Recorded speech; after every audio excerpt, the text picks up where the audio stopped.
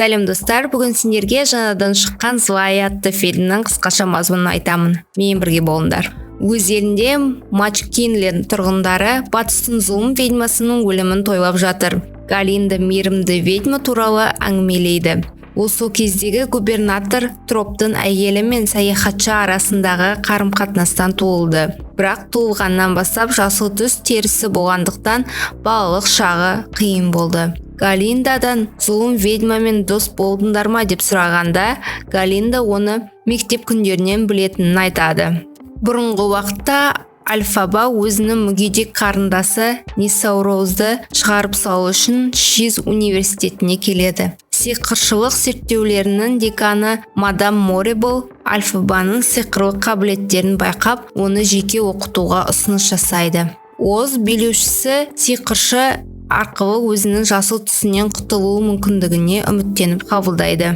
Оның қалауынсыз оны көңілді Галиндамен бірге бір бөлмеге орналастырады. Екеуі үнемі жанжалдасады.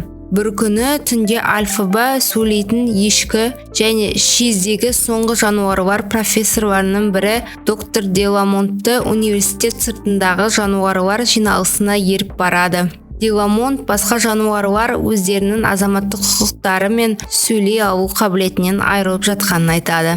Альфаба сиқыршы бұл мәселелерді шешеді деп сендіреді. Бүлікшіл студент Фиера студенттер тобын Оздус бал залына апаруды ұйымдастырады.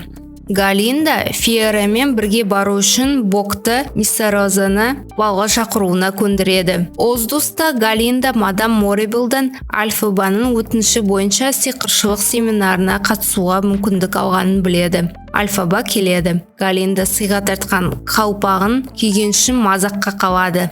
Айыбын сезінген Галинда да онымен белеп, кейін қызға макияж жасап береді. Доктор Деламон жануарлардың Шизде сабақ беруіне тыйым салынғанын жариялап, сыныптан күштеп шығарылады. Оның сменшігі профессор қорқып тұрған арыстанның күшігіне тәжірибе жасағысы келеді. Бірақ Альфабаның сиқыры бөлмеге көкнаршаны шашып, өзін және Фиерадан басқаның бәрін ұйықтатып тастайды.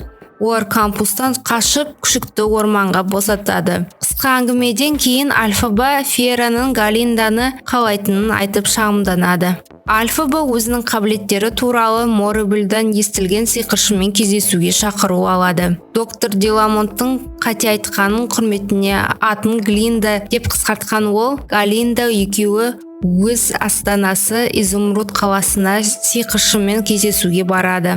Олар пойызбен Оздың астанасы Изумруд қаласына сапарға аттанып, бірге қаланы аралап, достықтарын нығайтады. Сиқыршымен таныстырылғаннан кейін Альфаба өзінің терісін өзгертуге емес, жануарларға көмектескісі келетінін айтады. Морибл Альфаба мен сиқыршының алғашқы кездесуін көргеніне куә болып, екеуі Альфабаға қасиетті Гриммери заклинание кітабын оқуға кеңес береді. Ол заклинание айтып, сиқыршының маймыл күзетшілеріне қанат шыққанын көрген сиқыршы мен Морибл оларды тыңшы ретінде пайдалануы мүмкіндігіне қуанады. Альфаба жануарлардың қудалауын ұйымдастырып жүргендер сиқыршы мен Морибл екенін түсінеді. Әрі сиқыршының ешқандай сиқырлық қабілеті жоқ екенін анықтайды.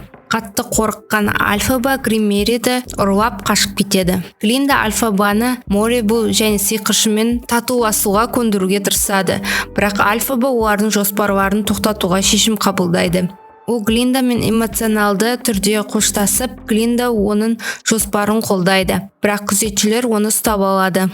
Альфаба сыпыртқымен ұшу заклинаниясын қайталап, Изумруд қаласынан қашып кетеді. Морибл өз тұрғындарына Альфабаны зұлым ведьма деп ескертеді.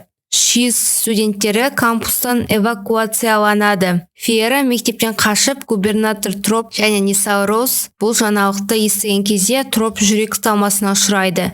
Осы уақытта Альфаба Глинданы артта қалдырып, батысқа қарай ұшып кетеді.